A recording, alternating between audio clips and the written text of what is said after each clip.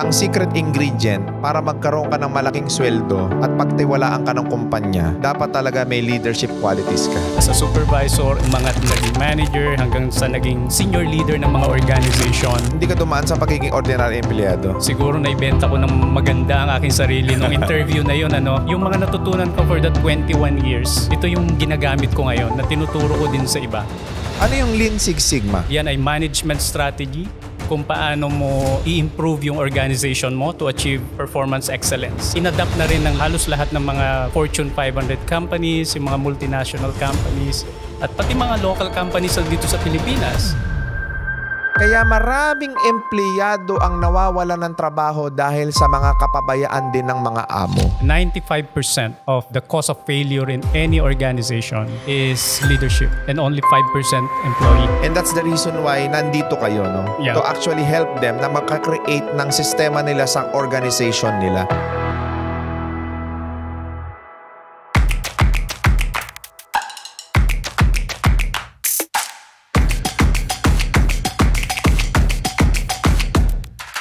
Ang mga opinyon at pananaw na ibinabahagi ng guest sa programang ito ay hindi kinakailangang sumasalamin sa host sa show o sa mga kumpanyang kinabibilangan ng mga ito. Alright, so good morning, good afternoon, and good evening mga boss. So nandito na naman tayo sa pinakabagong episode ng RDR Talks. At syempre, alam nyo naman na laging espesyal ang mga bisita natin. Asahan ninyo na napakarami ninyong matututunan ngayong araw na to dahil ang bisita natin, founder ng ROI Consulting. Wag na natin patagalin, ang bisita ko ngayon, walang iba kundi ang ating bossing, si Boss Romil Campos. Welcome, boss! Magandang hapon. Ayan, Thank you very much for having me.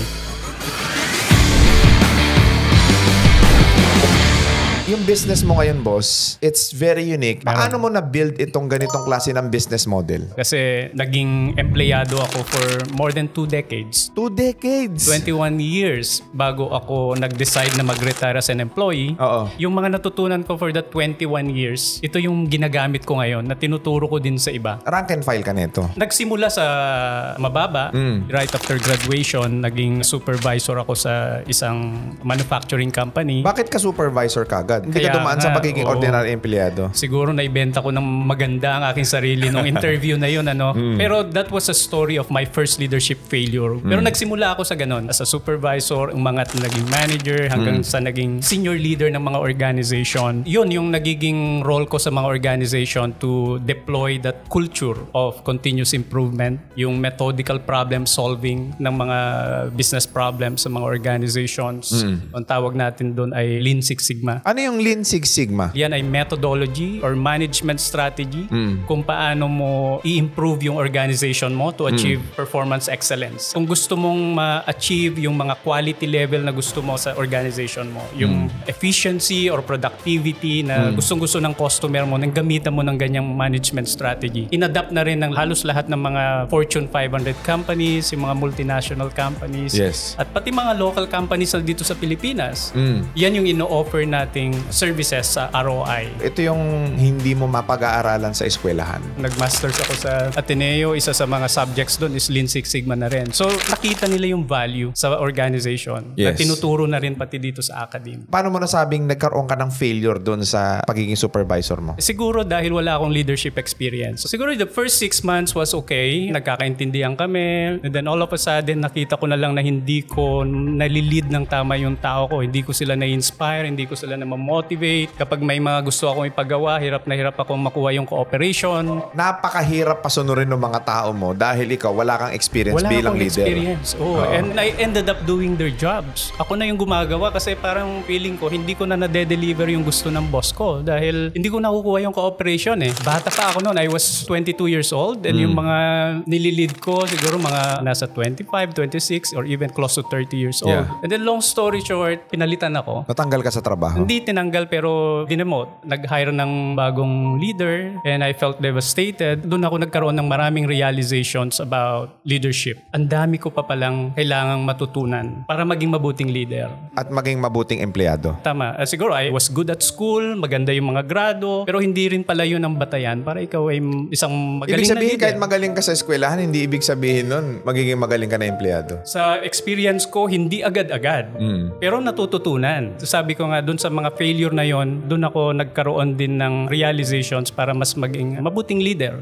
And yung mga next role ko na after that, halos mga leadership roles na. And siguro naman masasabi ko na marami din akong mga na-inspire na mga tao ko, marami din akong nabago. So yun, yung mga natutunan ko na yon, ito yung mga tinuturo ko na rin ngayon dito sa consulting ko. Let's do a simple question and answer portion. Question number 1. What if ang empleyado mo laging late? Unang-una, clear ba yung expectation? Paano magiging clear ang expectation? Dapat kasama na dito dyan sa mga organization manual natin, yung mga expectations. Sa una pa lang clear na yung mga yan. Ilang minutes ka dapat lang pwede malate, gaano karami bago ka mabigyan ng reprimand. So if clear at ginagawa pa rin, baka may problema na sa empleyado or may problema sa behavior ng empleyado. Kausapin mo muna, ano yung root cause nito? Lagi nila sinasabi kaya sila late, matraffic. Marami namang paraan yan. Sa una pa lang clear na yan sa manual. Halimbawa, naging late consecutive, meron ka ng verbal warning yan. And Okay. then may written. The maximum siguro pwedeng ma-expel yung empleyado. So tandaan ninyo mga boss, sa lahat ng mga may-ari ng kumpanya ngayon, kung wala pa kayong employees and organizational manual, malaki po ang nawawala sa inyo. Pwede nyo pong makakuha kayo ng reference niyan sa Google. Not sure kung meron sa Google. Pero saan sila pinakamagandang pwedeng kumuha ng normally reference? mga HR, meron na sila yan. Yung mga human resource leaders, meron na sila Yes. yan. Malamang ginagawa na mismo nila yan. Hindi, paano kung umpisa pa lang ako, boss? Halimbawa, maliit pa lang yung business ko. Paano ko magagawa yan? Pwede silang mag-hire ng consultant. Meron ka bang mga services na po pwede tayo magbigay sa kanila ng training para makagawa sila ng ganun? Kung ikaw ay nagsisimula pa lang, maliit lang, siguro kaya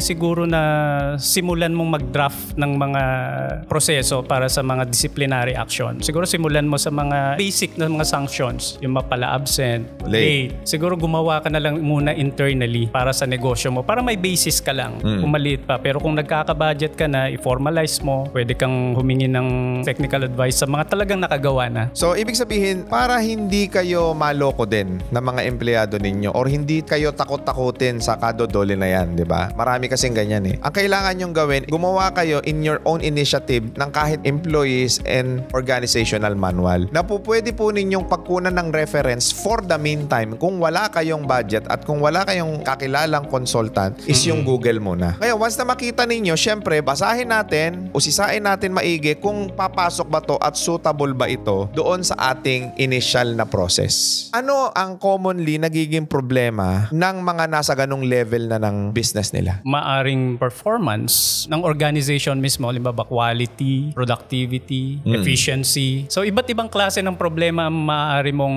ma-experience kapag medyo stable na yung business mo. Right. Nandyan din yung performance ng mga empleyado. Right. Siguro yun yung isa sa mga main reasons kung bakit nagkakaroon ng mga failure sa mga service level because of poor performance ng mga empleyado. Poor performance in terms of their services to the customers. Correct. How sure are you na pagka nag-undergo sa inyo yung mga employees ng mga nasa macro stage na matutulungan nyo silang ma-improve yung mga bagay na yan? May tatlong klase ng mga estudyante or customer na nag-undergo ng mga ganitong training. Yung unang klase siguro ito yung mga gusto lang nilang ma-train, ma-certify, and then that's it. And I don't encourage that. Yung pangalawa naman, gusto lang nilang mailagay sa resume nila that they are trained and certified. And I also don't encourage that. Yung pangatlo, ito yung siguradong matutulungan niya ang organization at may improve niya yung sarili niya personally and professionally. Ito yung mga nagte-train. Ang intention nila ay matuto at intention nila ay i-apply yung mga concepts, mga tools, methodologies na ituturo. Ito yung sigurado kong makakatulong. Kasi experience ko mismo yan. Nung nag-undergo din ako ng ganyang klaseng training. Ano yung mga natutunan mo doon na nai-apply mo sa trabaho mo? Ang mga natutunan ko dito sa training na yan, kung paano mo i-identify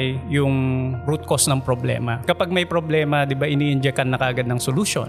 I-define mo yung problema. Ano ba yung problema? Saan nangyari yung problema? At anong specific categorization, anong segment? So dapat clear, ano yung scope nitong problema? Mag-gather ka ng data. Kaya siya data-driven systematic kasi meron siyang proseso. And then susunod mo dyan is analyze mo, saan nangyayari yung problema? So may analysis phase yan. Right. And then saka ka palang mag-generate ng mga solution based dun sa nakita mong root cause ng problema. Okay, so first step for you to resolve a problem is clarity. Ano ba talaga ang problema? Ano ba ang problema? I-define mo na. Okay. Yeah. So once na alam mo na, clear ka na. Second thing that you have to do is gather data. Mag-gather ka ng data. I-measure mo kung gaano ba kalala itong problema using data. Yung hindi lang nanguhula, hindi lang yung sinabi ng tao na to. Kailangan may data ka na nagsasabi, oo nga, may problema nga. Right. So after you gather data, Okay, alam mo na problema. Third that you have to do. You have to analyze the problem. Dito na papasok yung analysis phase ng problem solving. Dito mo titingnan saan nangyayari ang problema. Dito sa analysis phase kasi kailangan mong mag-brainstorm with your team. Kailangan talagang involve mo yung naka-experience ng problem, sino yung may alam ng proseso, involve mo sila. You gather them into a room, for example, and then you brainstorm with them. Saan nagkakos? Dito Yes. na lalabas yung mga potential causes ng problem. Kasi maraming mga praning na negosyante. Yung mga empleyado nila, ang duda nila, may ginagawang masama sa kumpanya. So tama talaga na ang kailangan nyong intindihin at kailangan nyong gawin is mag-gather muna kayo ng enough evidence and proper investigation before you actually come up with a solution. Hindi Nagpe-presume kagad kayo sa mga empleyado niya, ay hindi nangungupit yan eh. As an entrepreneur, you should be professional and everything should be documented with all due process. Sa proseso, limbawa pinalitan mo yung proseso mo, hindi pala yun ang problema. Hindi ka nakapag-gather ng data, malamang naloloko ka na. So may mga situations na ganon. Isa pa, boss. Meron naman, kabaliktaran naman. Itong si laging late na empleyado, yung parang tinatamad ng pumasok, kaya para laging late o laging absent, is meron na siyang nakikitang mali sa superior niya. Na natatakot siyang sabihin sa management dahil ang tingin ng may-ari doon sa superior niya, bidang-bida. So, ang nangyari ngayon, itong empleyado na ito, nagkaroon ng lakas ng loob na itong si ganito, dinedirekta na yung mga customer, nagbibigay na ng mga services na hindi napasok doon sa kumpanya natin. Ang nangyari ngayon, mas marami pang empleyado ang nagsabi na yun yung ginagawa ng superior na yun. What can you say about that? Baka may problema din talaga doon sa senior leadership doon, ano? Kasi hindi niya na-detect kung ano yung nangyayari na doon sa baba. Ibig sabihin kayong mga may-ari pabaya. Baka medyo relax na rin siya. Kaya importante din na nakikita mo kung ano nangyayari sa ibaba. So dapat bilang may-ari, dapat investigador ka din. Oo. Kung kaya ng oras mo, mas madalas, Right. gawin mo. Right. Kasi minsan yun yung nagiging gap. Hindi mo na nakikita kung ano nangyayari sa baba. Dapat alamin nyo muna ang problema, hindi kayo tamang hinala. Alright? More than 2 decades mong pagtatrabaho, boss, hindi mo naman masasabi rin na perfecto ka rin na empleyado. Sa career ko as a problem solver or strategic leader or Lean Six Sigma practitioner, may mga failures din dyan. A good example is may mga companies din akong nag-fail yung deployment ng ganyang culture. Maraming mga rason yan. Pwedeng hindi pa ready yung organization or baka may mali din sa estratehiya ko as a deployment leader ng ganyang culture. Pero lahat naman yun ay learnings para sa akin para ma-improve ko pa yung mga susunod na mga organization na tutulungan ko. Mga 7 multinational companies na rin yan. Anong mga company? Nagsimula ako sa Samsung Electronics. Yes. It's a manufacturing company. Supervisor ka kagad doon. Supervisor ka agad yun. In demand kasi yung Lean Six Sigma during that time sa mga BPO companies. BPO. Yung mga early 2000. Kasi nagsimula ako nagtrabaho 2001. Mga 2006, I left Samsung Electronics to join Dell Philippines. Computer manufacturing company namin sa MOA noon. Ganon din yung role ko as a deployment lead of Lean Six Sigma. Yes. Para ma-instill yung ganyang culture, yung mindset ng data-driven problem solving. Dell and HP. Yun, siguro mga 4 years or 5 years yata ako sa HP as a program manager. And then after HP, Australia New Zealand Bank. Sa bangko naman.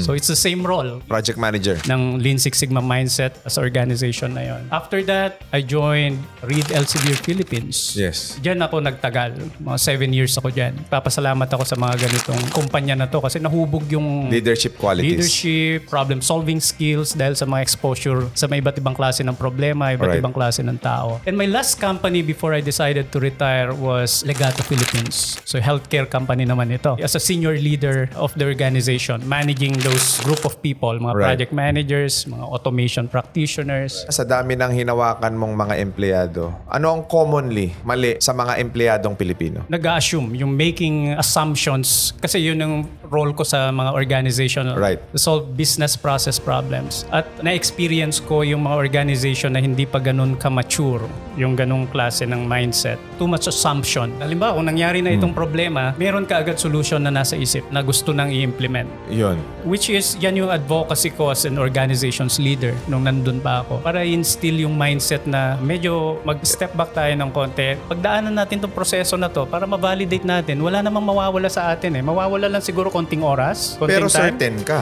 malaki yung chance Correct. na hindi na babalik itong problema. Minsan, minamadali natin masyado yung pagsosolve sa problema. Nangyayari, nagkakamali din tayo ng pagsosolve sa problema. Imbes na masolusyonan mo yung problema, lumalala yung problema at mas maraming oras ang nawawala sa'yo. Possible kasi na yung in-inject mong solution, nagkikreate ng panibagong problema. Kagaya nung nabanggit ko kanina, empleyadong sobrang sipag, empleyadong sobrang galing, okay sa kumpanya, pero kumikickback or nangunguha ng sales sa kumpanya. Pero lately lang nila nalaman, imagine, kung nasolusyonan niya ng maaga yon, di sana hindi siya nawala ng pagkalaki-laking sales. Kung normal na management yan, tinanggal na yon. Dito sa Pilipinas, kaya maraming empleyado ang nawawala ng trabaho dahil sa mga kapabayaan din ng mga amo. Possible kasi kung ikaw ay may-ari ng kumpanya or leader ng organization, dapat madalas mo rin ginagawa yung nag-health check ka din sa mga empleyado mo. In a sense na pagbabago sa performance sa mga service level.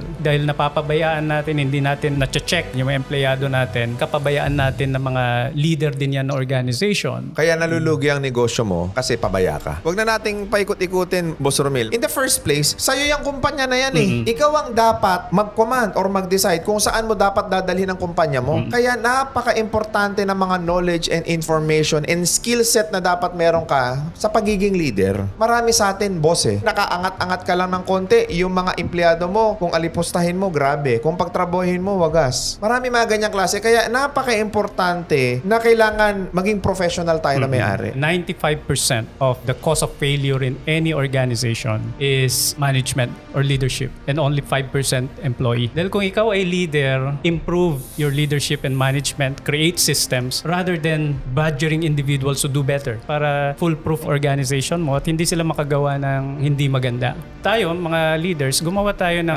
proseso, sistema, manual. Early on, dapat may sistema lahat para maiwasan natin or mabawasan natin yung mga risk na ganyan. Pero hindi nila alam yung sistema pala ang magsasalba sa negosyo nila. And that's the reason why nandito kayo, no? Yeah. To actually help them na makakreate ng sistema nila sa organization nila. Yan ang mga tinuturo natin, boss, doon sa ROI, no? Yung paano ka maging strategic decisions o mga leadership decisions. Kaya ako gines dito si Boss Romil Campos, no? Siya po ang nag-training sa top management po ng RDR Business Solution. Kaya po ngayon, may sistema ang kumpanya namin. Boss, anong malaking pagkakaiba ng leader and boss? Ang leader kasi mas malawak yan Una, kapag leader ka, dapat ang iniisip mo yung well-being or welfare ng tao mo, welfare ng organization mo, kung paano rin sila maging katulad mo. Kumbaga nagke-create ka ng kagaya mo. Kung ikaw irresponsible kang may-ari ng negosyo, hindi ka dapat nagnenegosyo. Kung gagayahin ka ng mga empleyado mo, na ikaw tatamad-tamad ka, irresponsible ka, ganun din ang mapapasa mo sa employee mo. Ikaw mismo i-improve mo yung sarili mo. Na meron talaga kayong gustong marating. Hindi yung amu-amuhan ka dyan sa negosyo mo. Pero ikaw mismo, nakikita ng mga empleyado mo, ikaw ang pinakatamad. To become a good leader, you should be a very good role model. May purpose sila kung bakit nila ginagawa ito. Yung mga magagaling na leader, ito yung mga marunong mag-motivate, mag-inspire ng mga tao para maengganyo nila yung mga tao, yung mga empleyado na sundin kung saan niya dadalhin yung direction yung kanilang organization. Napakalawak. Magaling mag-communicate, na motivate niya yung mga tao. Yan yung mga nakikita kong karakteristik ng mga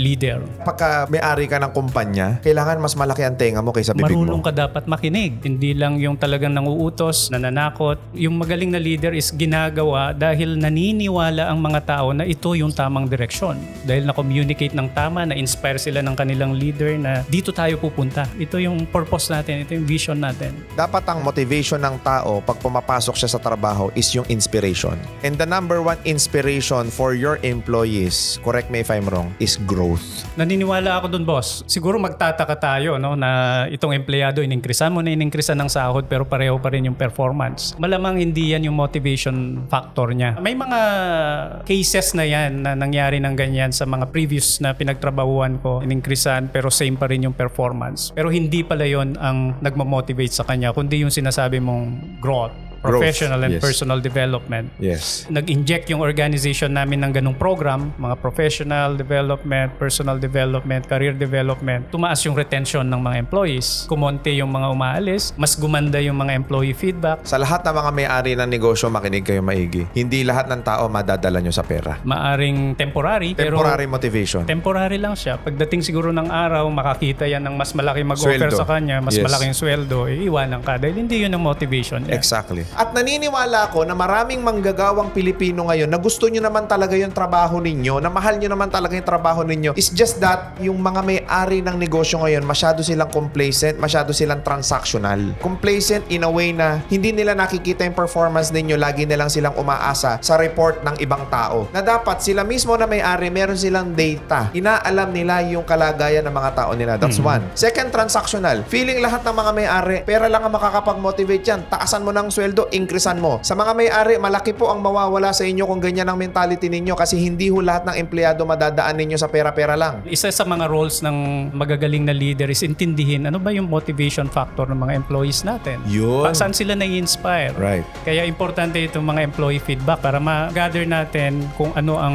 motivating factor ng mga employees natin. Motivating factor ng mga employee. At doon tayo mag-inject ng mga programs to address that. Kasi maraming mga nag-establish ng negosyo na hype sila dun sa fact na kapag ka ako ay nagtayo ng negosyo, kapag ka ako ay nagtayo ng ganitong klase ng kumpanya, I will become the boss and I will live my life to the fullest. Na-experience ko yan, boss, no? Na kapag pala ikaw ang may-ari ng negosyo, mas nakaka-stress.